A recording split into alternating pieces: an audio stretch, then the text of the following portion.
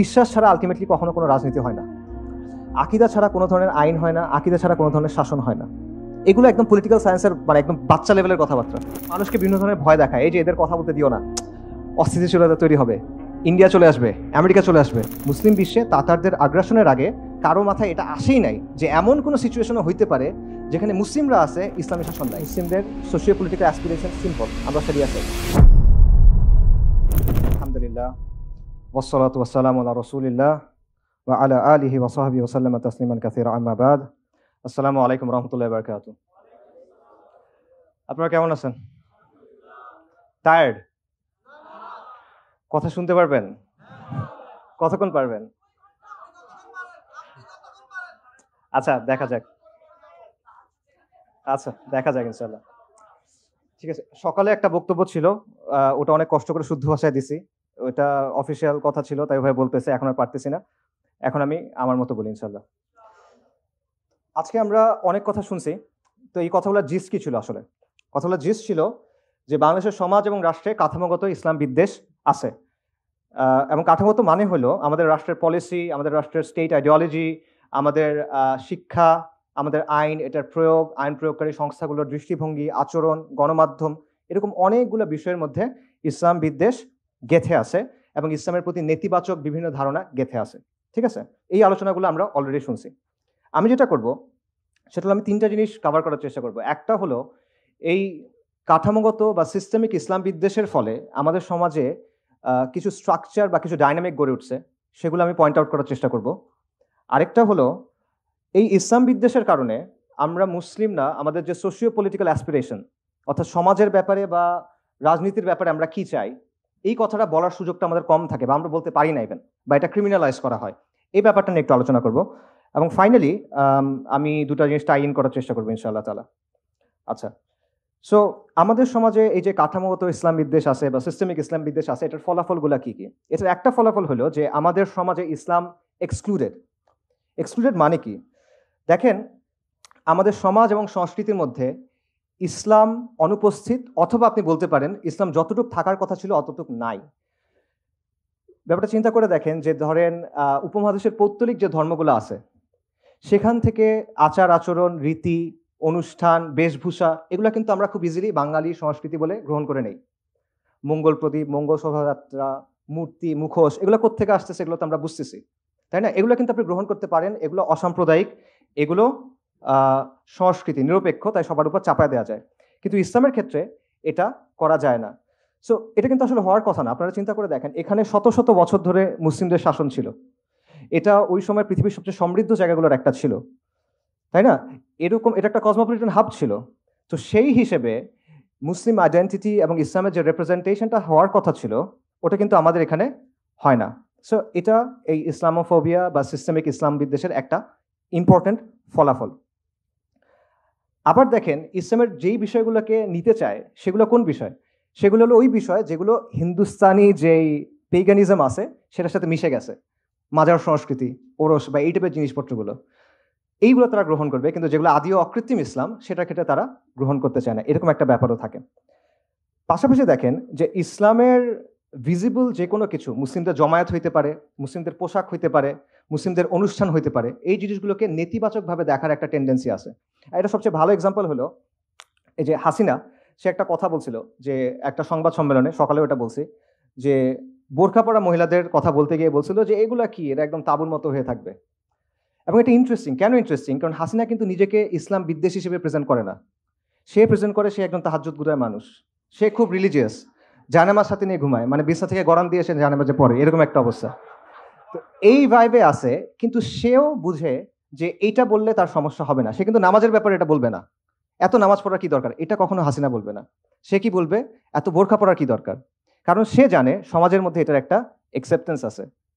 ঠিক আছে, সো এই জিনিসটা যে ইসলাম বিদ্বেষ যে আসলে আমরা মনে করতে পারি এটা আসলে ওরকম শক্তিশালী কিছু না, বাট এটা আসলে অনেকাংশে সমাজের মধ্যে নর্মালাইজড, সব বিষয়ে না হলেও অনেক বিষয় আসলে নর্মালাইজড। পাশাপাশি দেখেন যে মুসলিমদের জমায়েতকে ক্ষতিকর হিসেবে দেখানোর একটা টেন্ডেন্সি আছে। করোনার সময় দেখেন সব চলতেছে, মসজিদে জামাত হবে না। কলকারখানায় করোনা যায় না, সে অনেক বড় মুত্তাকি, সে শুধু মসজিদে থাকে, মানে জাহেদ লোক, সে আর কোথাও যাচ্ছে না, সে মসজিদে এসে বসে আছে, এরকম একটা অবস্থা।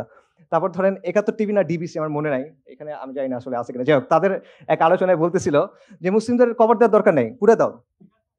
চিন্তা করে এটা কি পসিবল? আপনি কখনো এটা বলতে পারবেন? অন্য কোনো ধর্মের অনুসারীদের ক্ষেত্রে আপনি বলতে পারবেন? আমরা মানে ইসলামের জায়গা থেকে আমরা কখনো এটা সাপোর্ট করি না এরকম বলা। বাট কেউ কি কখনো বলবে যে ঠিক আছে তোমাদের এটা করার দরকার নেই, পানিতে ভাসিয়ে দাও? না, কিন্তু এটা মুসলিমদের ক্ষেত্রে বলা হবে।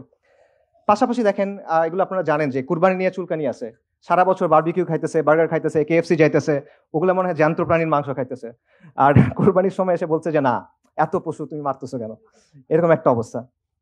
সো এটা হলো একটা জিনিস যেগুলো আমরা ইসলাম বিদেশের কারণে সোসাইটির মধ্যে আসতেছে। আরেকটা দেখেন যে মুসলিমদেরকে আউটসাইডার হিসেবে দেখানোর একটা প্রবণতা, যে কারণে ভাই যে আলোচনা করতেছিল যে সাহাবা মসজিদে, এই আলোচনা আসলে যে কারণে গুরুত্বপূর্ণ। দেখেন বাংলাদেশে একজন রবীন্দ্রসঙ্গীত শিল্পী ছিলেন, মারা গেছেন, মিতা হক। ওনার একটা বিখ্যাত বা কুখ্যাত বক্তব্য আছে, সেটা হলো যে তুমি মুসলিম ভালো কথা, কিন্তু তুমি বাঙালি না কেন? বাঙালি না মানে তুমি দাড়ি রাখলে, তুমি বোরকা পরলে, তুমি নিকাব পরলে তুমি বাঙালি না, এই কথাটা। তার কথার অর্থটা কি? অর্থটা হলো যে ইসলাম মানো, কিন্তু আমি যেভাবে বলতেছি এভাবে মানো।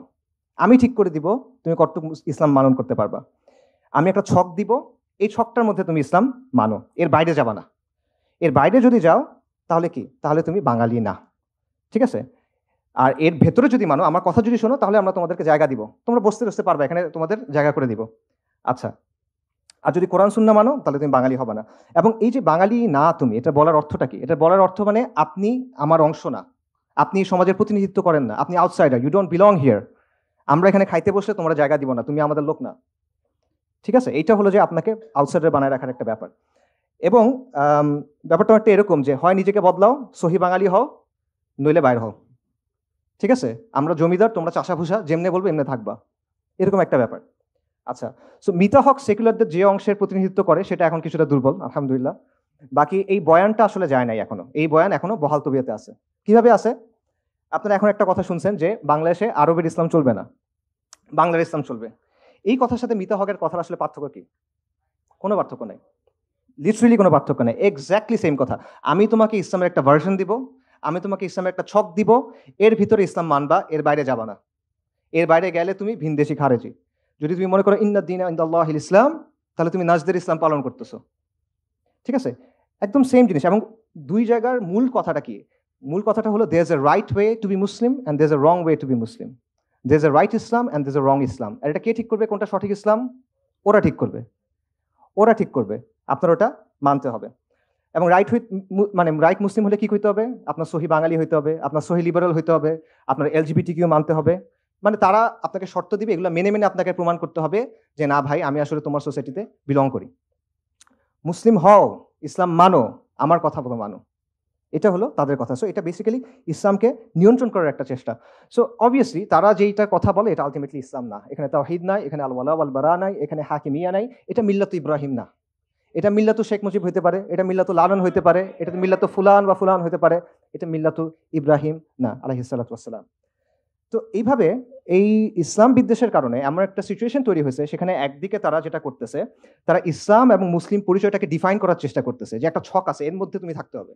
এক একজন ছকটা এক এক রকম করে। এটা মনে করেন শাহবাগীরা একটু ছোট রাখে, আরেকজন হয়তো একটু বড় রাখে, বাট আলটিমেটলি তারা এটা কন্ট্রোল করার চেষ্টা করতেছে। অন্যদিকে আপনি যদি তার কথা না মানেন, তখন সে আপনাকে বহিরাগত, ভিনদেশি, খারেজি, অমুক তমুক লেবেল দেওয়ার চেষ্টা করে। এটার সাথে আরেকটা জিনিস রিলেটেড, সেটা হলো অথরাইজড এবং আনঅথরাইজড ইসলাম। ইসলামের কিছু অংশ হলো অনুমোদিত, কিছু অংশ হলো কন্ট্রাব্যান্ড, অননুমোদিত, এটা পালন করা যাবে না। তো ইসলামের কিছু বিষয় এরকম আসলে আছে যেগুলো নিয়ে কথা বলা যায় না। এরকম কোনো বিষয় বলতে পারবেন আপনারা? আচ্ছা, আপনারা তো হযরত শাহজালালের নাম শুনছেন। আচ্ছা, সবাই তাকে খুব পছন্দ করে। শাহজালালের মাজার, শাহজালালের নামে বিমানবন্দর আছে। আচ্ছা, উনি সিলেটে কেন আসছিলেন জানেন? কি নিয়ে আসছিলেন উনি সিলেটে? তলোয়ার নিয়ে আসছিল সিলেটে। হযরত শাহজালাল আল ইয়ামানি এবং শাহপরান আল ইয়ামানি আরব থেকে আরবের ইসলাম নিয়ে আসছিলেন তলোয়ার নিয়ে, ঠিক আছে? তো আপনি শাহজালালের মাজার নিয়ে কথা বলতে পারবেন, এটা সমস্যা না, কিন্তু আপনি তলোয়ারটা নিয়ে বলতে পারবেন না, বা উনি যে আরব থেকে আসছেন এটা নিয়ে আসলে বলতে পারবেন না। এটা হলো একদম সিম্পলি অনুমোদিত ইসলাম, অনুমোদিত ইসলাম। আরেকটা বলি, তিতুমির রাহিমাহুল্লাহ, তিতুমিরকে নিয়ে অনেক কথা আছে। উনি স্বাধীনতা সংগ্রামী, কৃষক বিপ্লবী, এই সেই হ্যান অনেক কথা না। উনি যে ব্রিটিশদের বিরুদ্ধে লড়াই করে একটা জায়গা দখল করে সেখানে যে ইসলামী শরিয়া দিয়ে শাসন করছে, নিজেকে বাদশা ঘোষণা করছিলেন, ওনার আন্ডারে ওয়াজির ছিল, শাসন ছিল, এই কথা কিন্তু আপনি জানেন না। কিন্তু তিতুমির কৃষক বিপ্লবী এটা আছে, এইটা আপনি মানতে পারবেন, ওটা অনুমোদিত, ওইটা অন্য অংশটা অননুমোদিত। এবং শরিয়া নিয়ে কথা বলা এটা অবভিয়াসলি আরেকটা বিষয়, যে এটা খুবই ট্যাবু একটা বিষয়।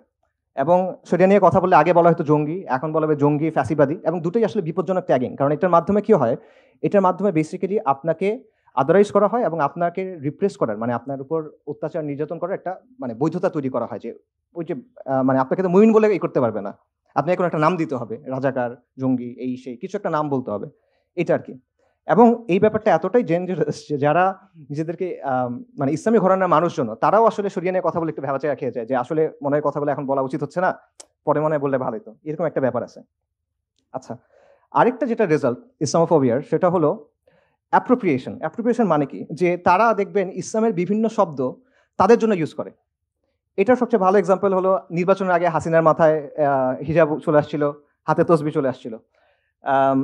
বাকি আমরা ওই যে জুলুম, মাজলুম, শাহাদা, আমাদের দেশে তো নূহ নবীর নৌকা, এই কথাও প্রচলিত ছিল আলাইহিসসালাম। এবং এটা কিন্তু জুলাইয়ের আন্দোলনেও আমরা দেখছি। জুলাই আন্দোলনে আমরা কি দেখলাম, একদম সবাইকে আমরা চলেন, সবাই রাস্তায় বের হয়ে যায়, হাসবুনাল্লাহু ওয়া নি'মাল ওয়াকিল, সবাই তাহাজ্জুদে দাঁড়ায় যান, আমরা শহীদ হব, এরকম অনেক কথাবার্তা, আল্লাহ আল্লাহ আল্লাহ। আর শেষ হওয়ার পরে গায়রুল্লাহর কাছে যাইতে হবে এখন। তো এই ব্যাপারটা কিন্তু এখানেও হয়েছে, অর্থাৎ তারা নিজেদের যে সামাজিক রাজনৈতিক প্রকল্প, এগুলোর পক্ষে তারা ইসলামের কনসেপ্টস, ইসলামের পরিভাষা এগুলো ইউজ করে, ঠিক আছে। এবং সমস্যার সময় যে আল্লাহ আমাদের এখান থেকে বাঁচাও, লানাকুনান্না মিনাশ শাকিরিন, তাহলে আমরা তোমার কথা শুনবো, আর হওয়ার পরে তখন আর তাদের খবর নেই। তো একটা হলো যে ইসলামকে তারা নিজেদের রাজনৈতিক স্বার্থে ব্যবহার করে, এটা হলো একটা বিষয়। আরেকটা হলো তারা শুধুমাত্র রাজনৈতিক স্বার্থে ইউজ করে না, তারা ইসলামের টার্মিনোলজি ইউজ করে ইসলামের বিরুদ্ধে বলে। এটা হিস্টোরিক্যাল অনেক এক্সাম্পল আছে, আমি একটা মজার এক্সাম্পল বলি, যে উসমানীদের শাসনের একদম শেষ দিকে তখন তুরস্কে অনেক সেকুলার অনেক মুভমেন্ট খুব পাওয়ারফুল হয়ে গেছিল, এবং তখন তারা যেটা চাচ্ছিল, তুরস্কে তখনও উসমানী সুলতানের নামে খুতবা দেওয়া হতো, তারা ছিল এটা বন্ধ করতে। তো বন্ধ কেমনে করবে, তো তারা এসে বললো যে দেখেন আমরা তো ফিখের কিতাবাদি দেখলাম, ওখানে বলা আছে যে খলিফা হওয়ার অনেকগুলো শর্ত আছে। তো একটা শর্ত হলো তার আলেম হইতে হবে, একটা শর্ত হলো তার মুজতাহিদ হইতে হবে। তো ইনি তো মুজতাহিদ না, তার মানে উনি আসলে খালিফা হইতে পারতেছেন না। তো ওনার নামে খুতবা দেওয়াটা বন্ধ করে দেন, আপনি দেশ এবং জাতির নামে এখন খুতবা দেন। অর্থাৎ তার উদ্দেশ্য হলো খুতবাটার উপর কন্ট্রোল নেওয়া, খুতবাটাকে সেকুলারাইজ করা। কিন্তু এইটা করার জন্য সে ইউজ করতেছে ইসলামী আর্গুমেন্ট, মানে সে খুব কনসার্ন খলিফার কন্ডিশনস মেট হচ্ছে কিনা এটা। সো এক জিনিস বাংলাদেশে ঘটতেছে কিরকম, যখন আপনি বলছেন শরিয়ার কথা, যখন কথা বলা হচ্ছে খিলাফতের কথা, তখন একদল এসে বলছে যে না আমরা তো আল্লাহর খেলাফত চাই না, আমরা জনগণের খেলাফত চাই, রাইট? মানে বেসিক্যালি ইসলামের বিরুদ্ধে সে কথা বলছে, বাট সে ইসলামের টার্মিনোলজি ইউজ করতে চায়, ঠিক আছে। এবং এটা তারা কেন করে, যাতে মুসলিমদের আবেগের জায়গাটা কাজে লাগানো যায়, এবং মুসলিমদের কাজে লাগায় নিজেদের যে পলিটিক্যাল প্রজেক্ট আছে সেগুলো পালন করা যায়। আচ্ছা, এরপর যে বিষয়টা সেটা হলো আপনার কথা বলার জায়গা আপনি পাবেন না। আপনি মুসলিম হিসেবে যখন কথা বলতে চাইবেন, তখন আপনাকে সেই স্পেসটা দেওয়া হবে না। কথাটা আসলে ভুল হয়েছে, আপনি মুসলিম হিসেবে কথা বলতে পারবেন, কিন্তু আপনার কথা বলতে হবে লিবারাল ডেমোক্রেসির জায়গা থেকে, আপনার কথা বলতে হবে হিউম্যান রাইটসের জায়গা থেকে। একটা মেয়ে সে ফেমিনিজমের জায়গা থেকে হিজাবের পক্ষে কথা বলতে পারবে, কিন্তু শরিয়ার জায়গা থেকে সে বলতে পারবে না, ঠিক আছে। যতক্ষণ পর্যন্ত আপনি লিবারাল ডেমোক্রেসি, লিবারাল সেকুলারিজমকে মেনে নিছেন, আপনি বলেন যে ঠিক আছে তোমার সব মূলনীতি আমি মেনে নিছি, আমি তোমাকে চ্যালেঞ্জ করবো না, তখন তার যে একটা সীমানা আছে সেটার ভেতরে আপনি কথা বলতে পারবেন, বাট এর বাইরে গিয়ে আপনি কথা বলতে পারবেন না। ব্যাপারটা হয়েছে অনেকটা এর মতো, যে জালালউদ্দিন রুমির কবিতার অনুবাদের মতো। জালালউদ্দিন রুমির যে কবিতা আছে সেগুলো কিন্তু ওয়েস্টে খুব পপুলার, ঠিক আছে, এবং ওয়েস্টের অনেক সেলিব্রিটি আছে যারা এগুলা খুব পছন্দ করে। কিন্তু তার কবিতা অনুবাদ করতে গিয়ে যেটা হয়েছে, এগুলোকে রোমিও জুলিয়েটের কবিতা বানায় ফেলছে। রুমির কবিতা তো সুফি পোয়েট্রি, ঠিক আছে, এখানে আল্লাহর প্রতি ভালোবাসা, রসুল্লাহ সাল্লাহ সাল্লামের প্রতি ভালোবাসা, ফানা, এরকম ব্যাপার আছে। আপনি এটা সে দ্বিমত করেন, ওটা ভিন্ন কথা, বাকি এটা তো লাইলি মজনুর কবিতা না। কিন্তু ওয়েস্টে অনুবাদ করার সময় এটাকে প্রেমের কবিতা বানায় ফেলছে। কেন? কারণ রুমিকে যদি ওয়েস্টের কাছে খাওয়াইতে হয়, তাহলে তার কাছ থেকে ইসলামটা সরাইতে হবে। সো সিমিলারলি আপনি যদি সমাজে এসে কথা বলতে চান মুসলিম হয়ে, আপনার ইসলামটা সরাই রেখে আসতে হবে, তাহলে আপনি বলতে পারবেন, ইসলামটা নিয়ে আসতে পারবেন না। সো আপনি যখন ইমান, আকিদা, হালাল, হারাম, আল ওয়ালা আল বারা এই সব কিছু ছেড়ে চলে আসছেন, এবং ইসলামের খালি খোলসটা আছে, তখন সে আপনাকে মানে গ্রহণ করবে, তার আগে সে আপনাকে গ্রহণ করবে না। আপনি যদি ইসলামের জীবনবোধের কথা বলেন, ইসলামের শাসনের কথা বলেন, ইসলামের এসেন্সের কথা বলেন, তখন সে আপনার কথা শুনবে না, ঠিক আছে। আর আপনি যদি ইসলামের কিছু ওয়ার্ড ইউজ করে তার যে চিন্তা ভাবনাগুলো আছে, সেকুলারিজম, ডেমোক্রেসি, ফেমিনিজম, এগুলোর পক্ষে কিছু ব্যাখ্যা দিতে পারেন, তাহলে আপনি মহাবিদ্বান, আপনি বিশাল দার্শনিক, আপনি মহা চিন্তাবিদ, ঠিক আছে, যুগের ইমাম। সো এইটা আর কি অবস্থা। তো এবং এই সব কিছুর ফাইনাল রেজাল্টটা হলো যে আমরা সামাজিক এবং রাজনৈতিকভাবে মার্জিনালাইজ। এই সব কিছুর রেজাল্টটা হলো যে আপনি কি ধরনের সমাজ চান, আপনি কি ধরনের শাসন চান, এটা বলার সুযোগটা আপনার নাই। এখন আমরা বলি যে আমরা কি ধরনের সমাজ এবং শাসন চাই। আচ্ছা, সমাজ এবং শাসনের ব্যাপারে ইসলামের নর্মেটিভ মানে ইসলামের ডিফল্ট অবস্থানটা কি? ইসলামের ডিফল্ট অবস্থা হলো শরিয়া। মুসলিমরা শরিয়ার অধীনে থাকবে, মুসলিমদের সমাজ, মুসলিমদের শাসন শরিয়ার অধীনে থাকবে, এবং আইডিয়ালি একজন ইমামের আন্ডারে, একজন খালিফার আন্ডারে পুরো মুসলিমরা থাকবে। এটা ইসলামের একেবারে নর্মেটিভ অবস্থান। ক্লাসিক্যাল যুগ থেকে শুরু করে প্রি মডার্ন সময় পর্যন্ত এর কোনো ব্যতিক্রম আপনি পাবেন না, নেভার, সম্ভব না, ঠিক আছে। যত আলোচনা হয়েছে, আপনি আহকামুস সুলতানিয়া বলেন, আল মাওয়ার্দি বলেন, আল জুয়াইনি বলেন, আল গাজ্জালি বলেন, ইবনু জামা, ইবনু তাইমিয়া, ইবনু খালদুন, যতজন আছে একদম প্রি মডার্ন টাইম পর্যন্ত সবার মত হলো এই জায়গা থেকে শুরু হয়েছে যে মুসলিমদের শাসনে, মুসলিমদের সমাজে শাসন হবে শরিয়া দিয়ে।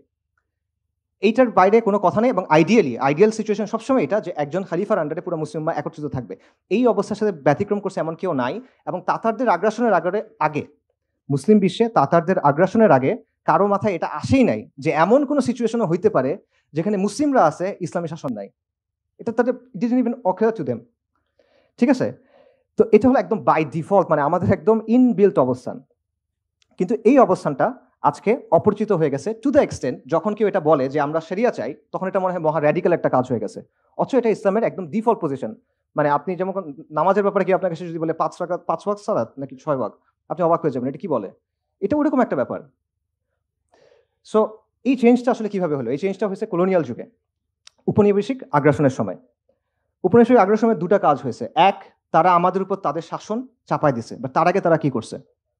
আমাদের তো একটা শাসন ছিল, সেটাকে তারা একদম স্টেপ বাই স্টেপ সিস্টেম্যাটিকভাবে ডিসম্যান্টেল করছে, ঠিক আছে। এটার কিছু এক্সাম্পল আপনারা শক্তিফের আলোচনায় শুনছেন যে যখন সূর্যাস্ত আইন হয়েছে, চিরস্থায়ী বন্দোবস্ত হয়েছে, একটা সোসাইটির ইকোসিস্টেম কিন্তু সম্পূর্ণ চেঞ্জ হয়ে যায়। এই যে মুসলিম এলিটরা ছিল, তাদের জমিদারি যখন চলে গেল, তাদের উপর কিন্তু অনেক একটা কমিউনিটি ডিপেন্ডেন্ট। এটা কিন্তু পুরো জিনিসটা আসলে ওলটপালট হয়ে যাচ্ছে। আরেকটা জিনিস চিন্তা করেন, জাস্ট একটা এক্সাম্পল, ওয়াকফ বা আওকাফ যে সিস্টেমটা, এটা কিন্তু মুসলিম বিশ্বে একসময় যত ল্যান্ড ছিল তার মধ্যে 1/3 ওয়াজ ওন্ড থ্রু আওকাফ, ওয়াকফের মাধ্যমে। এবং ওয়াকফ কিন্তু শাসকের আন্ডারে না, এটা কমিউনিটি ওন্ড। এবং মুসলিম বিশ্বে যত ওয়েলফেয়ার কার্যক্রম হইতো ম্যাক্সিমাম হইতো ওয়াকফের মাধ্যমে। ওয়েলফেয়ার স্টেটের ধারণাটা কিন্তু আসলে ইসলামে নাই। কেন নাই বলতেছি, কারণ ওয়েলফেয়ার স্টেট মানে হলো স্টেটের সাইজটা অনেক বড় হবে এবং স্টেট অনেক ট্যাক্সেশন করবে, নাহলে সেগুলো আপনাকে দিবে কেমন? এতগুলো সার্ভিস দিতে হলে আপনার ট্যাক্সেশন নেওয়া হবে না। তো ইসলামে কিন্তু ব্যাপারটা এরকম ছিল না। ইসলামের সোশ্যাল ওয়েলফেয়ারের কাজকর্মগুলো হতো আওকাফের মাধ্যমে, ওয়াকফের মাধ্যমে, যেগুলো কমিউনিটি ওন্ড, যেখানে শাসকের নিয়ন্ত্রণ নাই। এবং এটার ফলে একটা সুন্দর কমিউনাল ইকোসিস্টেম কিন্তু তৈরি হইতো। ওই ওয়াকফ থেকে যারা পড়তেছেন, যারা স্টুডেন্টরা, মাদ্রাসার স্টুডেন্টরা হইতে পারে, এখানে আলেমরা হইতে পারে, গবেষকরা হইতে পারে, বিধবা, ইয়াতিম, মিসকিন, সবার জন্য টেক কেয়ার কিন্তু আপনি ওখান থেকে করতেছেন। এবং শাসকের কোনো ওয়ে নাই সেখানে এসে ইন্টারফেয়ার করার। এটা কি করে? এটা কমিউনিটিকে পাওয়ারফুল করে, এম্পাওয়ার করে, এবং এটা সেন্ট্রালাইজ যে পাওয়ার স্টেটের বা শাসকের যে সেন্ট্রালাইজ পাওয়ার, সেখানে একটা লিমিট দেয়। তো ইউরোপিয়ানরা কি করছে? সিস্টেম্যাটিক্যালি এটা নষ্ট করে ফেলছে। এসেই প্রথমে সেন্ট্রালাইজ করছে, গভর্নমেন্ট আন্ডারে নিয়ে নিছে, তারপর ওগুলা নষ্ট করে দিয়েছে পুরোপুরিভাবে। সো এইভাবে যেটা হলো যে কলোনিয়াল যুগে তারা আমাদের সিস্টেমটা আপরুট করছে, উঠায় ফেলছে পুরোপুরি, তারপর তারা নিজেদের সিস্টেমটা বসায় দিছে। তখন আমরা কি করছি? মুসলিমরা কি করছে? উপমহাদেশের কথা চিন্তা করেন, আমরা শুরু থেকে এটা বাধা দিয়ে আসছি। প্রথমে কারা বাধা দিয়েছেন? যারা এস্টাবলিশড পলিটিক্যাল ফোর্স ছিলেন, যেমন নবাব সিরাজউদ্দৌলা অথবা টিপু সুলতান। তাদের অলরেডি রাজনৈতিক শক্তি ছিল, তারা চেষ্টা করছেন এদের সাথে ফাইট করে এদেরকে প্রতিহত করার, ব্যর্থ হয়েছেন। তারপর কি হয়েছে? তারপর আপনি দেখবেন সব রিভাইভালিস্ট মুভমেন্ট তৈরি হয়েছে, তাজদিদি মুভমেন্ট। এবং এই সবগুলো তাজদিদি মুভমেন্টের উদ্দেশ্য কি ছিল? তাদের উদ্দেশ্য ছিল, তাদের মোটিভেশন ছিল ইসলাম, তাদের উদ্দেশ্য ছিল ইসলাম। তারা এদের বিরুদ্ধে ফাইট করতেছেন ইসলামের শিক্ষার আলোকে, এবং এদেরকে সরায় তারা কি আনতে চান? ইসলাম আনতে চান।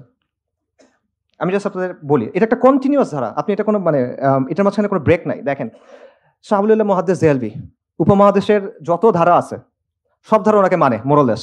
শাহ ওয়ালিউল্লাহ মুহাদ্দিস দেহলভী উনি কি করছেন?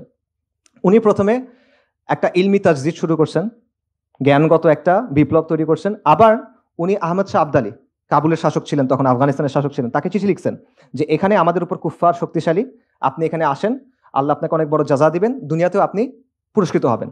আচ্ছা, শাহ ওলিউল্লাহ মুহাদ্দিস দেহলভির পরকে ওনার ছেলে শাহ আব্দুল আজিজ 1803 সালে উনি ফতোয়া দিলেন যে হিন্দুস্তান ব্রিটিশ শাসনের অধীনে দারুল হার্ব, কারণ এখানে ইসলামের শাসন নাই। উনি যুদ্ধ করেন নাই, কিন্তু উনি ফতোয়া দিলেন। আচ্ছা, ওনার ফতোয়ার পর কি হলো? এবং আজ পর্যন্ত এই ফতোয়া আসলে প্রাসঙ্গিক, কারণ ওনার যুক্তি ছিল এটা যে এখানে ইসলামের শাসন নাই, ইসলামের শাসন ব্যবস্থা এখানে নাই, সো ফিকের জায়গা থেকে এটা দারুল হার্ব। শাহ আব্দুল আজিজের ফতোয়া, কোনো ফালতু মানুষের কথা না। আচ্ছা, এরপরে দেখেন শাহ ওলিউল্লাহ এবং শাহ আব্দুল আজিজ তাদের যে দাওয়া, তাদের যে আন্দোলন, এটা রেজাল্ট কি? এটা রেজাল্ট হলো ইমাম সাইয়্যেদ আহমেদ শাহিদ রাহিমাহুল্লাহ এবং শাহ ইসমাইল শাহিদ, তাদের যে আন্দোলন, তারিকায়ে মুহাম্মাদিয়া আন্দোলন বা বালাকোট আন্দোলন বলে আমরা অনেকে চিনি। এবং উপমহাদেশের যতগুলো এখন বড় বড় ধারা আছে, দিনী ধারা, কোনো না কোনোভাবে এটার সাথে যুক্ত। দেওবন্দি ধারা বলেন, আহলে হাদিস ধারা বলেন, বালাকোটি সুন্নি ধারা বলেন, সবাই ইমাম সাইয়্যেদ আহমদ শহীদকে মোরাললেস সম্মান করে, তার প্রতি কৃতজ্ঞ তারা। এবং উনি কি করলেন? ওনার আন্দোলন কি ছিল? প্রথমে ওনার আন্দোলন করলেন যে আমাদের ঈমান আকীদা বিশুদ্ধ করতে হবে, আমাদের কুফর শিরক বিদআত থেকে সরে আসতে হবে। এটা ছিল প্রথম ধাপে। তারপরের ধাপে গিয়ে কি বললেন?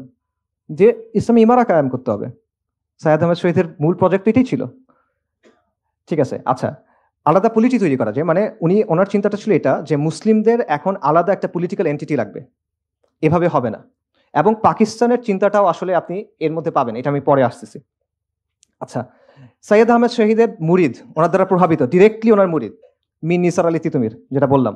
তো ওনাকে তো অনেক কথা বলা হয়, যেটা মহাশ্বেতা দেবী ওনাকে নিয়ে নাটকও লিখছেন, সাবঅল্টার্ন হিসেবে প্রেজেন্ট করছেন ওনাকে বিপ্লবী হিসেবে প্রেজেন্ট করা হয়, কৃষক বিপ্লবী হিসেবে প্রেজেন্ট করা হয়। বাট উনি কি করছেন? উনি বেসিক্যালি জমিদার এবং ব্রিটিশদের বিরুদ্ধে লড়াই করে 24 পরগনার কিছু জায়গা দখল করে নিয়েছেন, এবং দখল করে প্রায় 1 বছর 1830 নভেম্বর থেকে 1831 নভেম্বর পর্যন্ত, ওনার শাহাদাতের আগ পর্যন্ত ওই জায়গায় উনি শরিয়া দিয়ে শাসন করছেন। উনি নিজেকে বাদশা ঘোষণা করছেন। কি বলবেন আপনি? ঘুরে ফিরে সেই এক জায়গায় আসতেছেন আপনি। এরপর দেখেন সাইয়্যেদ আহমেদ শাহিদের খালিফা, সাদিকপুরের একটা সম্ভ্রান্ত আলেম পরিবার, বিখ্যাত পরিবার, মাওলানা উইলায়াত আলী এবং মাওলানা ইনায়েত আলী। ওনারা কি করলেন? 1831 6 মে বালাকোটে সাইয়্যেদ আহমেদ শাহিদ শহীদ হয়ে গেলেন। এরপরে 1840 দশক থেকে মাওলানা উইলায়াত আলী এবং মাওলানা ইনায়েত আলী পুরো ভারতবর্ষ জুড়ে ব্রিটিশদের বিরুদ্ধে একটা আন্দোলন গড়ে তুললেন। তাদের আন্দোলনের রাজনৈতিক কেন্দ্র হলো সাদিকপুরে, পাটনা। তাদের মিলিটারি বেস হলো ওয়াজিরিস্তানে, সিত্তানা। এবং তাদের দাওয়াতি অনেক জায়গা ছিল বাংলাদেশে, বিশেষ করে বেঙ্গল, মানে যেটাকে আমরা এখন উত্তরবঙ্গের আহলে হাদিস বেল্ট মনে করি, ওই জায়গায়। এবং আপনার একটা বই আছে, দ্য ইন্ডিয়ান মুসলমানস, আপনারা চাইলে এটা পড়ে দেখতে পারেন, উইলিয়াম হান্টারের। সেখানে প্রথম 1, 2, 3 চ্যাপ্টার আপনারা পড়ে দেখবেন যে কত সফিস্টিকেটেড একটা নেটওয়ার্ক ওনাদের ছিল। ওনারা বেঙ্গল থেকে টাকা পয়সা মানুষ সব ওই ওয়াজিরিস্তানে, সিত্তানাতে পাঠাতেন, এবং সেইখানে তারা ব্রিটিশদের বিরুদ্ধে লড়াই করে গেছেন কয়েক দশক। ব্রিটিশরা 60টার বেশি অভিযান পরিচালনা করছে তাদের দমন করার জন্য, পারে নাই পুরোপুরি তাও। এবং ব্রিটিশদের এই ছিল যে এরা হলো হিন্দুস্তানে আমাদের শাসনের বিরুদ্ধে একটা পার্মানেন্ট থ্রেট। এই লোকেরা, এই মাওলানা উলিয়াত আলীর যারা অনুসারীরা ছিল। এবং মাওলানা আবুল হাসান নিনাদভি ওনার বিখ্যাত বই, উনি বলছেন যে ভারতবর্ষের স্বাধীনতার পেছনে যাদের অবদান, সবাইকে এক পাল্লায় দিবেন, সাদিকপুরীদেরটা আরেক পাল্লায় দিবেন, এটা বেশি ভারী হবে। সো তাদের উদ্দেশ্য কি ছিল? আবারও শরিয়া কায়েম করা। এরপর আসেন শামেলির কথায়। 1857 সালে মহাবিপ্লব বা বিপ্লব যেটাই বলেন, ওই সময় উত্তরপ্রদেশের একটা জায়গা আছে থানা ভবন, সেখানে জনগণ রাস্তায় নেমে আসলো, ব্রিটিশরা পালায় গেল। তখন কয়েক মাস সময় সেখানে ইসলামী শরিয়া দ্বারা শাসন হয়েছিল। কারা করছিলেন? ইমদাদুল্লাহ মুহাজির মাক্কি, কাসেম নানতুবি, রাশিদ আহমেদ গাঙ্গোহী। এনারা কারা? আকাবিরা দেওবন্দ। এনারা গিয়ে দারুল উলুম দেওবন্দ গঠন করছেন। তাদের উদ্দেশ্য কি ছিল? শরিয়া ছিল। তারপর আসেন আমি মনে করি আমাদের জন্য সবচেয়ে প্রাসঙ্গিক যারা, ফরাজি আন্দোলন। এবং এটা সমসাময়িক আন্দোলন। 1818 সালে হাজী শরীয়তুল্লাহ রাহিমাহুল্লাহ উনি ফরাজি আন্দোলন শুরু করেন। ফরাজি আন্দোলন যুদ্ধ করে নাই। বালাকোট এবং তিতুমির, বাঁশের কেল্লা, দুটা তো কাছাকাছি সময়, মেতে একটা, নভেম্বরে একটা। এরপরে ওনারা যুদ্ধ করেন নাই, কিন্তু ওনারা ওনাদের মতো আন্দোলন চালায় গেছেন। তাদের অবস্থান ছিল হিন্দুস্তান দারুল হার্ব, এই জন্য ওনারা জুমার নামাজ পড়তেন না। এখন এটা ফিকিভাবে আপনি তার সাথে দ্বিমত করেন, ওটা ইস্যুটা না। আমার পয়েন্টটা হলো যে এটা কিন্তু একটা পলিটিক্যাল পজিশন। তারা বলছে যে এই শাসনটাকে, এটা দারুল হার্ব, এটা আমাদের ডিফল্ট পজিশন না। সো আমরা আমাদের ডিফল্ট যেভাবে আমাদের নর্মালি ইসলাম পালন করার কথা, সেটা আমরা এখানে পালন করতে পারতেছি না। পাশাপাশি তারা কিন্তু বিভিন্ন ধরনের আন্দোলন করছেন। আমরা ফরাজি বলতে বুঝি যে তারা হয়তো বা শুধুমাত্র কুফর শিরক বিদআর বিরুদ্ধে কথাবার্তা বলছে, বাট ব্যাপারটা কিন্তু এরকম না। তাদের একটা অর্গানাইজেশনাল স্ট্রাকচার ছিল, তাদের প্যারামিলিটারি বাহিনী ছিল, লাঠিয়াল বাহিনী ছিল। তারা চর দখল করতেন, আন্দোলন করতে, বিভিন্ন কৃষক আন্দোলন তারা করছেন, বিভিন্ন অসহযোগ আন্দোলন তারা করছেন। এবং তারা রাষ্ট্রের উপর চাপ প্রয়োগ করছেন। একটা ইন্টারেস্টিং ঘটনা আছে, সেটা হলো যে একবার হাজী শরীয়তুল্লাহর ছেলে, তারপর যিনি নেতা হয়েছেন দুদু মিয়া, ওনাকে একবার পুলিশ ব্রিটিশরা ধরে নিয়ে গেছে। তো রায় হবে ফরিদপুর আদালতে, এবং আদালতের পাশ হলো নদী। তো রায়ের দিন ফরাইজিরা 3000 নৌকা নিয়ে হাজির হয়েছে, নৌকা ভর্তি লাঠিয়াল। যে রায় যদি দুদু মিয়ার পক্ষে যায় তাহলে তো ঠিক আছে, যদি পক্ষে না যায় আদালত ভেঙে বের করে নিয়ে যাবে। সো তারা ওইভাবে প্রেশারও দিচ্ছেন, প্রেশারাইজও করছেন, ঠিক আছে। এবং পরে শেষ পর্যন্ত তার পক্ষে রায় দিছিল, আর ভাঙতে হয় নাই। এর বাইরে ফরাইজিদের নিজস্ব আদালত ছিল, তাদের শরিয়া আদালত ছিল, তাদের যে কন্ট্রোল যে জায়গাগুলো ছিল সেখানে তাদের শরিয়া আদালত ছিল, যেখানে হানাফি ফিক অনুযায়ী শাসন হইতো। এবং ডক্টর মুহাম্মদ আহসানুল্লাহ ফয়সাল কিছুদিন আগে মারা গেছেন রাহিমাহুল্লাহ, ওনার একটা থিসিস আছে, এটা ফরাইজিদের নিয়ে সবচেয়ে ডিটেল কাজ আমার দেখা, মুইনুদ্দিন খানের কাজের চেয়ে অনেক বেশি ডিটেল। ওখানে উনি সবগুলো আনছেন যে শুধু ঢাকা, বৃহত্তর ঢাকা অঞ্চলে 22টা শরিয়া আদালত ছিল তাদের, ফরাইজিদের, ঠিক আছে। তো এই আবারও দেখেন ঘুরে ফিরে ফরাইজি আন্দোলন যারা আলটিমেটলি স্ট্রাগলে যায় নাই, আর্ম স্ট্রাগলে যায় নাই, তারাও আলটিমেটলি কি চাইছে? শরিয়া চাইছে। অর্থাৎ কন্টিনিউসলি আপনি বারবার দেখতেছেন যে আমাদের শরিয়া শাসন ছিল, ওটা হয়তো ফ্লড ছিল, সমস্যা নাই, কিন্তু ছিল। এরপরে ব্রিটিশরা আসলো, তারা এটা সরাই দিল। এরপর আমাদের প্রথম ইম্পালস কি ছিল? আমাদের প্রথম ইম্পালস ছিল যেটা সরাই আবার সরিয়ে আনতে হবে, লজিক্যালি, রাইট? এটি তো হওয়ার কথা। এবং শুধু এটা এইখানে না, এই একই সময়ে পুরো মুসলিম বিশ্বে আপনি অনেকগুলো আন্দোলন দেখবেন যেগুলোর মোরাললেস একই ধরনের রুট। প্রথমে তারা সংস্কার আনছে, কুফর শিরক বিদার বিরুদ্ধে সংস্কার করছে, তারপর তারা একটা তাজদিদি মুভমেন্ট হয়েছে, তারপর তারা তামকিনের দিকে গেছে। এটা একটা কমন প্যাটার্ন আপনি দেখবেন। এবং শুধু এইটা না, এই যে পাকিস্তান যে রাষ্ট্র, এটার সাথে এই সিলসিলা সম্পর্ক আছে। পাকিস্তান আন্দোলন কারা করছে? মুসলিম লীগ কারা করছে? আলিগড়ের ছাত্ররা, আলিগড়ি ধারা যেটাকে বলা হয়। আলিগড় কার brain child? Sir Syed Ahmed Khan ইংরেজদের অনেক ওয়াফাদার গোলাম ছিল, এটা সত্য। তবে এটাও সত্য যে সে শাহ ইসমাইল শহীদ এবং সৈয়দ আহমেদ শহীদের চিন্তাধারা অনেক প্রভাবিত ছিল। এবং এটা সবচেয়ে বড় প্রভাব সেটা হলো ইমাম সৈয়দ আহমেদ কি চাচ্ছিলেন? উনি চাচ্ছিলেন মুসলিমদের একটা আলাদা পলিটিক্যাল এন্টিটি হোক, একটা ইসলামী ইমারা, মুসলিমদের একটা আলাদা জায়গা হবে যেখানে শরিয়া দিয়ে শাসন হবে। এই জায়গাটা সৈয়দ আহমেদও গ্রহণ করছে, আলিগড়িটাও গ্রহণ করছে, মুসলিম লীগও গ্রহণ করছে। খালি একটা জিনিস বদলাই ফেলছে, মুসলিমদের একটা আলাদা পলিটি হবে। সৈয়দ আহমেদ শহীদ বলছেন এটা শরিয়া দিয়ে শাসন হবে, আর ওখানে আস্তে আস্তে এটা চেঞ্জ হয়ে গেছে, এটা লিবারাল সেকুলারিজম দিয়ে শাসন হবে। বাট এটা বীজটা কিন্তু এইখানে। এবং এইটা নিয়ে একটা খুব ভালো থিসিস আছে এডিনবারা ইউনিভার্সিটির একজনের, আপনারা চাইলে ওটা পড়তে পারেন, লম্বা অনেক নাম বলতেছি না।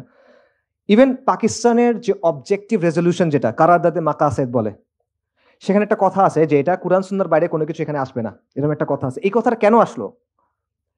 এরা তো সবাই সেকুলার, ওরা এই কথাটা কেন আনলো? কারণ ওই সময় পর্যন্ত ব্যাপারটা এমন ছিল যে মুসলিমরার জন্য তো এইটাই ডিফল্ট, যে আমরা তো আসলে শরিয়ার অধীনেই থাকবো, রাইট?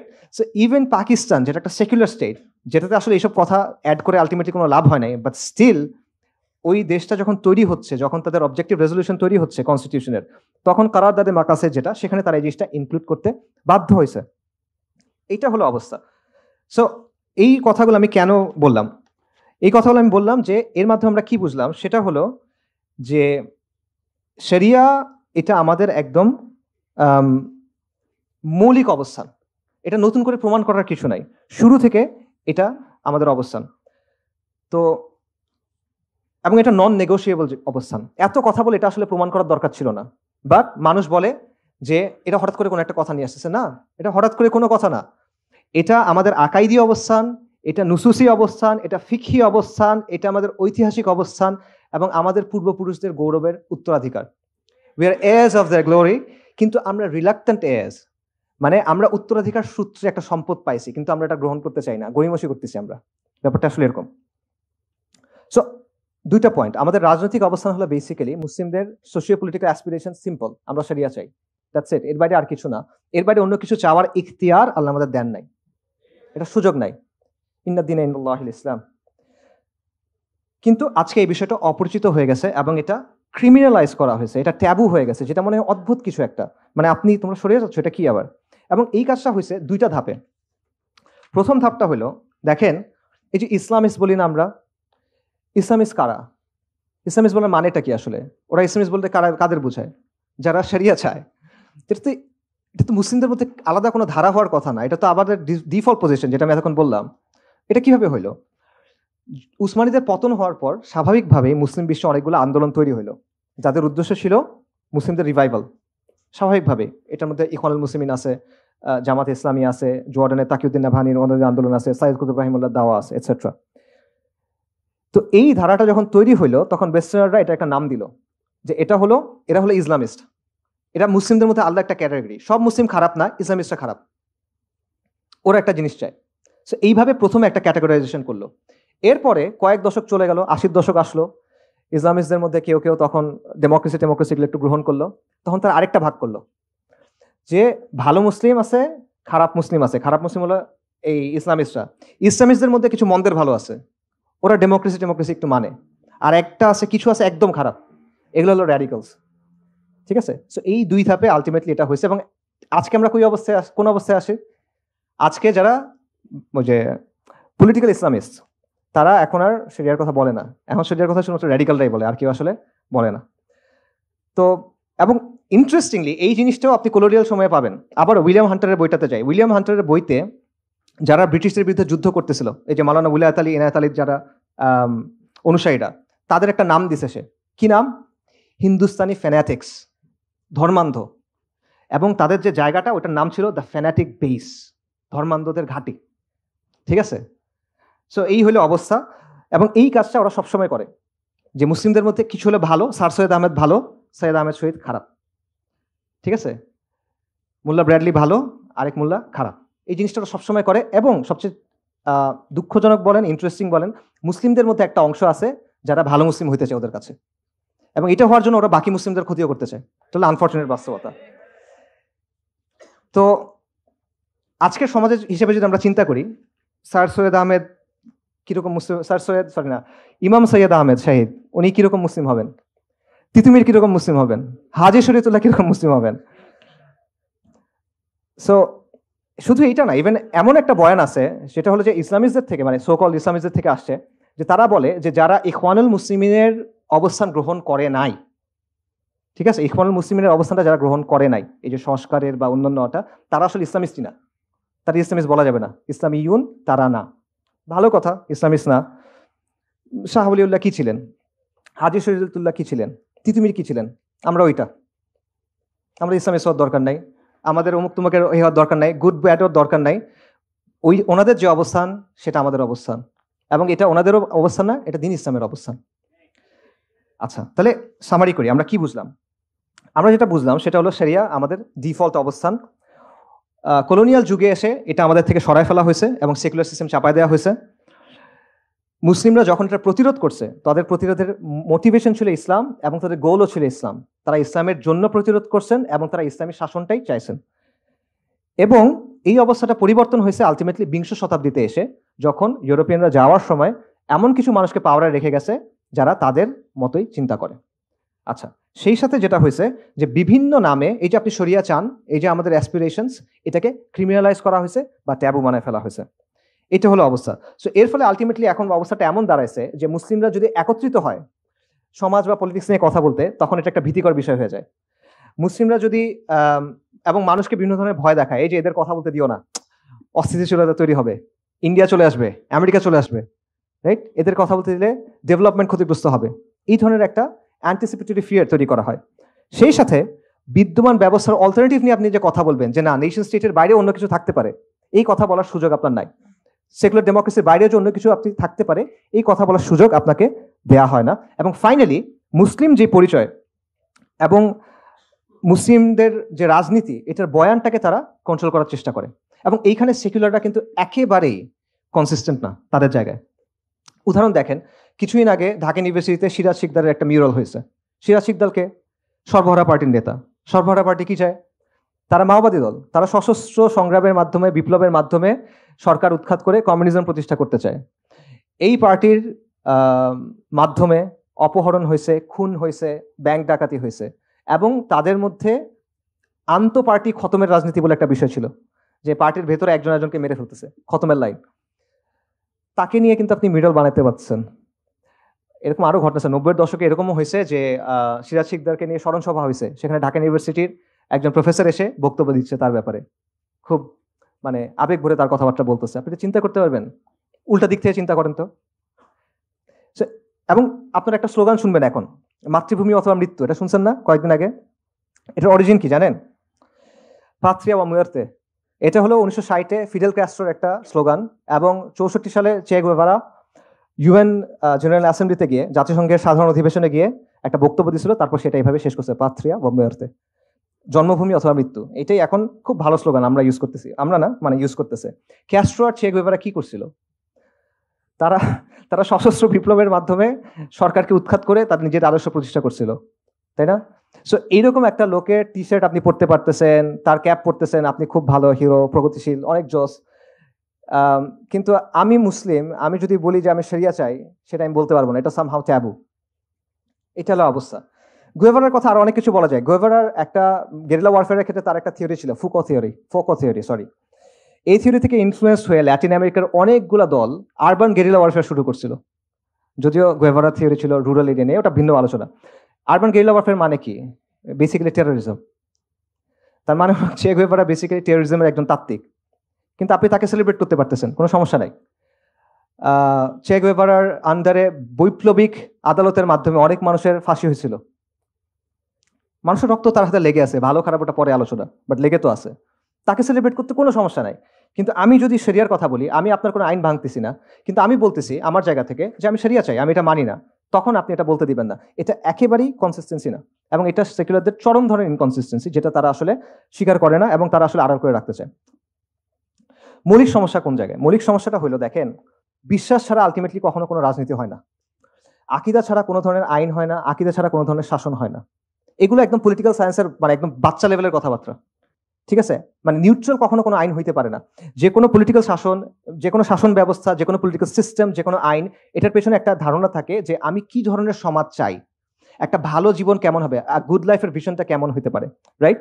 সমাজ কেমন হওয়া উচিত। তো এই যে ঔচিত্যের যে ধারণা, এটা কোত্থেকে আসবে আপনার কাছে? আপনার তো একটা মেটাফিজিক্স আছে, আপনার একটা আকিদা আছে, সেখান থেকে এটা আসতেছে, তাই না? তো আপনি যেটাই বলেন, যত নিউট্রালিটি কথা বলেন, যাই বলেন, আলটিমেটলি এখানে বিলিফ থাকে, এখানে ওয়ার্ল্ড ভিউ থাকে। আর এখানেই মানুষের মতপার্থক্য হয়। মতপার্থক্য হয় দেখে কনফ্লিক্ট হয়, কারণ মানুষ মৌলিক বিশ্বাসের ব্যাপারে একমত হইতে পারে না। আবারও এগুলো একদম পলিটিক্যাল সায়েন্সের লিবারালিজমের 101 কথাবার্তা, যে মানুষ যদি মৌলিক বিষয়ের ব্যাপারে একমত হইতে না পারে, তাহলে তুমি সলভ করবা কেমনে? এখানে কনফ্লিক্ট রেজলিউশনটা কেমনে হবে? সো বাংলাদেশের সেকুলারদের এবং আমাদেরও সবারও আসলে যেটা বোঝা দরকার, সেটা হলো ইসলাম এবং সেকুলারিজমের মধ্যে একটা ইররিকনসিলিয়েবল কনফ্লিক্ট আছে। এটা এমন একটা কনফ্লিক্ট যেটা কোনোদিন সমাধান হবে না, এটা একটার সাথে মিলতে পারবে না, যে কোনো একটা থাকতে হবে, ঠিক আছে? সো এখন আপনার যেটা চিন্তা করতে হবে, ঠিক আছে, কেউ একজন সেকুলার, সে সেকুলারিজমকে ভালো মনে করে, সে চায় সেকুলারিজমই থাক, এবং সেটাই আছে, তারাই তো বিজয়ী। আচ্ছা, কিন্তু কেউ কি তাদের সাথে দ্বিমত করতে পারবে? এটাকে তারা অ্যালাউ করবে কিনা? যদি এমন কোনো সিচুয়েশন আসলো, মনে করেন এটা অনেক সিচুয়েশনে আসে আসলে, যে ইসলামের অবস্থানের সাথে সেকুলারিজমের অবস্থান মিলতেছে না, তখন কোনটা প্রাধান্য পাবে? সেকুলার সংবিধান, তাই না? তো একজন রিলিজিয়াস মুসলিম এটা মানবে কিভাবে? সে যদি মনে করে যে এটা আমি মানা সম্ভব না, আমার পক্ষে এই জিনিসটা আমি একসেপ্ট করা সম্ভব না, থিওলজিক্যালি আমার পক্ষে এটা একসেপ্ট করা সম্ভব না, আকাইদি ভাবে আমি এটা একসেপ্ট করতে পারতেছি না, তো আপনি তাকে কি সলিউশন দিবেন তখন? তোমরা সবাই বাঙালি হয়ে যাও, তোমরা সবাই বাংলার মুসলিম হয়ে যাও, এগুলো বলবেন আপনি? এটা হবে না আসলে। সো এই জায়গাটা আসলে চিন্তা করতে হবে যে আপনি এই জায়গাটা কিভাবে ডিল করবেন। ধরেন কেউ কোনো আইন ভাঙলো না, ফরাজিদের মতো চিন্তা করেন, কিন্তু সে বলল যে আমি আমার জায়গা থেকে, আমার দিনের জায়গা থেকে, আমার আকিদার জায়গা থেকে আমি ইসলামের বাইরে আর কোনো কিছু মানতে পারবো না, আমি শরিয়া চাই। তো এই অবস্থান যদি কেউ নেয় এবং সমাজ এবং রাষ্ট্রে তারা যদি একটা সিগনিফিকেন্ট ফোর্স হয়ে ওঠে, এই সেকুলার রাষ্ট্র তাকে কিভাবে ডিল করবে, সেকুলাররা তার সাথে কিভাবে ডিল করবে, এই প্রশ্নটা চিন্তা করার দরকার আছে। এবং এই প্রশ্নটা কেন আমি করতেছি, কারণটা হলো আমাদের সমাজ এবং রাষ্ট্র সেকুলারটাই নিয়ন্ত্রণ করে, এবং এই সেকুলারিজম যেটা আছে এটা কিন্তু মানুষের ইচ্ছায় আসে নাই, এটা কোয়ার্সিভ ফোর্সের মাধ্যমে আসছে, জোর করে বসানো হয়েছে সহজ ভাষায়, এবং তারা কিন্তু জোর করে টিকে আছে। এটা তাদের মধ্যে যারা বুদ্ধিমান তারা বোঝে, বোকারা না বুঝতে পারে। আমাদের মধ্যে যারা বুদ্ধিমান তারাও বুঝে, বোকারা না বুঝতে পারে। তো এই জন্য তাদের চিন্তা করা দরকার যে তারা কি নিজেদের অবস্থানে কনসিস্টেন্ট হবে, তারা কি মার্কেট প্লেস অফ আইডিয়াজে এই ইসলামী শরিয়ার ব্যাপারে আলোচনাকে আসতে দিবে, চিন্তার হাটবাজারে আসতে দিবে, নাকি তারা ডাবল স্ট্যান্ডার্ডের দিকে যাবে? এবং এই প্রশ্ন নিয়ে চিন্তা করা দরকার, কারণ আলটিমেটলি ইসলাম এবং সেকুলারিজমের দ্বন্দ্ব যেটা, এটাই ইনশাআল্লাহ সামনে বাংলাদেশে সবচেয়ে গুরুত্বপূর্ণ প্রশ্ন হয়ে দাঁড়াবে। সেটা ওদেরও চিন্তা করা দরকার, এটা আমাদেরও চিন্তা করা দরকার। আমাদের জন্য সবাই করণীয় কথা জিজ্ঞেস করে, একটু করণীয় কথা বলি। যারা অনেক ডিটেলে জানতে চান আমার কিছু লেখাটা কাছে পড়তে পারেন, what is to be done একটা লেখা আছে, ওটা পড়তে পারেন। বাট জেনারেলি কিসের জন্য করণীয়, বাই দ্য ওয়ে? ইসলাম বিদ্বেষের জন্য করণীয়, শরিয়ার জন্য না, ইসলাম বিদ্বেষের জন্য করণীয় বলতেছি। আচ্ছা, আপনার কয়েকটা ফ্রন্টে কাজ করতে হবে। একটা কাজ হলো আদর্শিক ফ্রন্টে, আইডিওলজিক্যালি। সেটা কি? প্রথম হলো ইসলামের বিশুদ্ধ আদর্শ ধারণ করা, কমপ্লিটলি ইসলামের যে ওয়ার্ল্ড ভিউটা আছে এটা গ্রহণ করা। এর মধ্যে জোড়াতালি আছে, নিশ্চিতভাবে আছে আপনার গ্রহণ করার মধ্যে, এটা আমি নিশ্চিত। কারণ আমরা যেভাবে ইসলামটা বুঝি, আমাদের সমাজে যেটা ইনপুটটা দেয় ওটা একটা করাপ্টেড ইনপুট। সো এটার মধ্যে জোড়াতালি আছে, এই জোড়াতালিগুলো খুঁজে খুঁজে বের করে আপনার সরাইতে হবে। বিশুদ্ধভাবে সম্পূর্ণভাবে ইসলামী ওয়ার্ল্ড ভিউটা আপনার গ্রহণ করতে হবে, যেভাবে সাহাবায়ে কেরাম রাদিয়াল্লাহু আনহুম বুঝছেন। আবু বকর রাদিয়াল্লাহু আনহুকে এসে আবু জাহেল বলছে যে তুমি শুনছো মুহাম্মদ কি বলছে সাল্লাল্লাহু আলাইহি ওয়াসাল্লাম? কি বলছে? যে উনি একদিনে নাকি এক রাতে নাকি মক্কা থেকে জেরুজালেম গেছে, আবার ফিরে আসছে। এটা তুমি বিশ্বাস করো নাকি? বলছে উনি এটা আসলেই বলছেন? বলছেন, বিশ্বাস করি। এই জন্য ইনি আসাদ্দিক। এটা হলো ইমান। এইভাবে আপনার ইসলামটাকে গ্রহণ করতে হবে। সো এটা হলো প্রথম কাজ। দ্বিতীয় যেটা কাজ সেটা হলো এই ইসলাম বিদ্বেষের যে স্তম্ভগুলো আছে, যেগুলো ভাইদের আলোচনায় অনেকগুলো আসছে, সেকুলারিজম, বাঙালি জাতীয়তাবাদ ইত্যাদি ইত্যাদি, এগুলোকে আপনার আউটরাইট অ্যাটাক করতে হবে আদর্শিকভাবে। আউটরাইট অ্যাটাক করা, ডিলেজিটিমাইজ করতে হবে কমপ্লিটলি। আপনি এর সাথে কুসুম কুসুম ভালোবাসা করতে পারবেন না, যে ঠিক আছে এটা একটু আছে ওইটা একটু আছে, না না এটা ভালো ওইটা ভালো, এইরকম করলে রবীন্দ্রনাথের কবিতা আসলে খুব ভালো, রবীন্দ্রনাথের কবিতা খুব ভালো, খুবই ভালো, তার লেখাও খুবই ভালো, but it doesn't concern me. আমি তার সাহিত্যমান নিয়ে আলোচনা করতে আসি নাই। এটা আমার আইডেন্টিটি, অস্তিত্বের একটা প্রশ্ন। আমার যখন ফ্রি টাইম থাকবে আমি তখন এগুলো করবো, বউকে শোনাবো, ওটা ভিন্ন বিষয়। ঠিক আছে? সো এই ব্যাপারে আপনার কুসুম কুসুম অ্যাপ্রোচ নিলে হবে না। You have to completely delegitimize them. এই আইডেন্টিটি, এই ন্যারেটিভ আপনার ভেঙে ফেলতে হবে। এটা রেখে আপনি কখনো এই হতে পারবেন না। এখানে কোনো হাফ মেজার নাই। Half measure always fails. You have to go full in. এটা হলো একটা বিষয়। আরেকটা হলো আদর্শিক অঙ্গনের আরেকটা কাজ, যেটা আমি বারবার বলি, আবারও বলবো, বলে যাবো ইনশাল্লাহ। সেটা হলো ইসলাম এবং সেকুলারিজমের যে দ্বন্দ্ব, এটাকে আপনার বারবার সামনে নিয়ে আসতে হবে। যখন একটা সমাজের মধ্যে কোনো একটা দ্বন্দ্বের ব্যাপারে মানুষ একমত হয় যে আসলে এটা একটা প্রবলেম, তখন ওই সমাজটা কোনো একটা দিকে যাইতে পারে। তার আগ পর্যন্ত এটা ঘুরতে থাকবে। অনেক কিছু হবে, 69 হবে, 90 হবে, 24 হবে, 37 হবে, 51 হবে, অনেক কিছু হইতেই থাকবে। কিন্তু আপনি ঘুরতে থাকবেন, পরিবর্তন আসবে না। আপনার ওটা একটা জায়গায় নিয়ে যেতে হবে। এটা নিয়ে যাওয়া সবচেয়ে সহজ, মানে এটা ওই যে নবীদের দাওয়ার তো অনেকগুলো স্টাইল ছিল, এক একজন এক এক রকম স্টাইল ছিল আলাইহিস সালাতু ওয়াস সালাম। ইব্রাহিম আলাইহিস সালাম এই কাজটা কিভাবে করছিলেন? উনিকে মূর্তি ভেঙে দিয়েছেন ডিরেক্ট গিয়ে। তো এটা হলো মিলাতু ইব্রাহিম, ওনার স্টাইল এটা। আমরা এইভাবে হয়তো পারবো না, ওই আজিমাত আমাদের নাই। বাকি এটা বোঝা, এটা বোঝা যে মূল জায়গাটা আপনার নিতে হবে এবং সমাজকে বাধ্য করতে হবে এই জায়গায় আসতে। নইলে আবার এটা ঘুরতে থাকবে ঘুরতে থাকবে ঘুরতে থাকবে, মানুষ মরবে, এই হবে সেই হবে, আলটিমেটলি কোনো পরিবর্তন আসবে না। এর বাইরে বাকি সব কিছু at the end of the day will amount two exercises in futility. Ultimately এখান থেকে তেমন কিছু আসবে না। আচ্ছা, এটা হলো একটা। কাজের ক্ষেত্রে কি করবেন? কাজের ক্ষেত্রে প্রথম যে পয়েন্টটা সেটা হলো আমাদের সামাজিক শক্তি অর্জন করতে হবে। সামাজিক শক্তি মানে কি? এটা মানে আমাদের অনেক প্রতিষ্ঠান হবে, আমাদের অনেক টাকা পয়সা হবে, আমাদের অনেক ডিগ্রি থাকবে, এরকম কিছু না। এটা সামাজিক শক্তি না। আমি সামাজিক শক্তি একটা স্পেসিফিক পলিটিক্যাল সেন্সে ইউজ করতেছি। সামাজিক শক্তি মানে হলো আপনার চারপাশের যে পরিস্থিতি, আপনার চারপাশের যে এনভায়রনমেন্ট, এটাকে আপনি চেঞ্জ করতে পারেন বা ইনফ্লুয়েন্স করতে পারেন। এটা হলো সামাজিক শক্তি। এবং এটা একটা পলিটিক্যাল ডেফিনেশন। জিন শার্প নামে একজন পলিটিক্যাল সায়েন্সিস্ট ছিল, মারা গেছে, আমেরিকান। তার লেখা এটা আছে, এবং শুধুমাত্র তার লেখা না, আরো অনেকের লেখায় আছে। আমি স্পেসিফিক এই অর্থে বলতেছি সামাজিক শক্তি। অর্থাৎ আপনার সমাজে নেগোশিয়েট করার ক্যাপাসিটি অর্জন করতে হবে, আপনার প্রেশারাইজ করার ক্যাপাসিটি অর্জন করতে হবে। তা না হলে হবে না। আপনার অনেক টাকা পয়সা আছে কিন্তু এই ক্যাপাসিটি নাই, লাভ নাই, দখল হয়ে যাবে। আপনার অনেক প্রতিষ্ঠান আছে, এই ক্যাপাসিটি নাই, লাভ নাই, টেক ওভার করবে। ঠিক আছে? সো সামাজিক শক্তি হলো এমন সব ধরনের প্রভাব ও চাপ প্রয়োগের সক্ষমতার সমষ্টি, যেটা সমাজের এক গোষ্ঠী আরেক গোষ্ঠীর উপর প্রয়োগ করে। একদম বইয়ের ডেফিনেশন বললাম। আচ্ছা, ঠিক আছে। এবং এই যে সামাজিক শক্তি, এটা হলো পরের কাজ। এই সামাজিক শক্তি কখনো একা একা হয় না, এটা সামষ্টিকতা থেকে আসে, কালেকটিভ অ্যাকশন থেকে আসে। ঠিক আছে? আপনি একা একা এটা অর্জন করতে পারবেন না, আপনার একসাথে হইতে হবে। এটা না হলে এটা হবে না। সো এই সামষ্টিক কাজ কিভাবে করবেন? কমিউনিটি অ্যাক্টিভিটি হতে পারে, সোশ্যাল অ্যাক্টিভিজম হতে পারে, দাওয়া হতে পারে, বাট করতে হবে।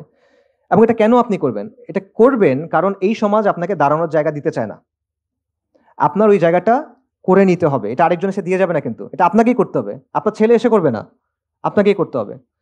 সো এই জন্য আজকে যেহেতু এই জায়গাটা আপনার নাই, আপনি কোনো দল করেন না, আপনি কোনো নির্বাচন করেন না, আপনি মাদ্রাসা স্টুডেন্ট না, মাওলানা না, এটসেট্রা এটসেট্রা, তো আপনার কথা বলার সুযোগ নাই। এই তুমি কে, কথা বলছো কেন, যাও গা, জঙ্গি, এরকম। সো আপনার ওই জায়গাটা তৈরি করে নিতে হবে। এটা আপনাকে কেউ এনে ব্লাটিতে সাজায় এনে দিবে না। ঠিক আছে? উল্টো দিকে হেঁটে হেঁটে আসলে সমাজের যে স্রোত এটা আপনাকে পরিবর্তন করতে হবে, এটা আর কোনো অপশন নাই। এখানে কোনো ম্যাজিক বুলেট সমাধান নাই। আপনার একদম গ্রাসরুটস থেকে কাজ করতে হবে। আপনার নিজের এলাকা, নিজের পাড়া, নিজের গ্রাম, নিজের ইউনিভার্সিটি বা নিজের প্রতিষ্ঠান, এই জায়গাগুলো থেকে কাজ করতে হবে। এটা ছাড়া অপশন নাই। এবং এই কালেকটিভ অ্যাকশন, এই সোশ্যাল অ্যাক্টিভিজমের মাধ্যমে আপনার ওই অবস্থানটা তৈরি করে নিতে হবে। সো সমাধান এগুলো হলো আসলে সমাধানের জন্য অ্যাকচুয়াল স্টেপস, বোরিং স্টেপস, শুনতে ভালো লাগে না, গরম না, তেমন জজবা আসে না এগুলো শুনলে, কিন্তু আলটিমেটলি এগুলাই সমাধান আমি মনে করি। ফরাইজিরা কি করছিল দেখেন, তাদের জন্য অনেক অপশন বন্ধ ছিল, বাট স্টিল কিন্তু তারা কিন্তু একটা ব্যবস্থা করছিল। সরি, একটা কথা আমি বলতে ভুলে গেছি। ফরাইজিদের ব্যাপারে ব্রিটিশ আমলে একটা ম্যাজিস্ট্রেট ছিল নবীন চন্দ্র সেন, তার একটা কথা ছিল, বিখ্যাত উক্তি, যে ফরাইজিরা ব্রিটিশ রাজের অধীনে রাষ্ট্রের ভিতরে একটা রাষ্ট্র কায়েম করছে, স্টেট উইদিন এ স্টেট, এই হিসেবে তারা করছিল। সো একটা কালেকটিভ শক্তি হিসেবে আপনার সমাজে হাজির হইতে হবে এবং একটা নতুন সোশ্যাল ব্লক হিসেবে আপনার নিজেকে গড়ে তুলতে হবে।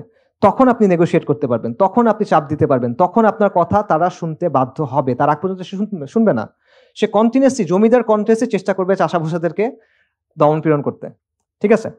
আচ্ছা, সো শর্তগুলো, কাজগুলো কি কি বললাম? একটা হলো আদর্শিক বিশুদ্ধি, পরিপূর্ণভাবে ইসলামী ওয়ার্ল্ড ভিউ ধারণ করা। ইসলাম বিদ্বেষের আদর্শিক যে স্তম্ভগুলো আছে সেগুলোকে আউটরাইট রিজেক্ট করা এবং অ্যাটাক করা।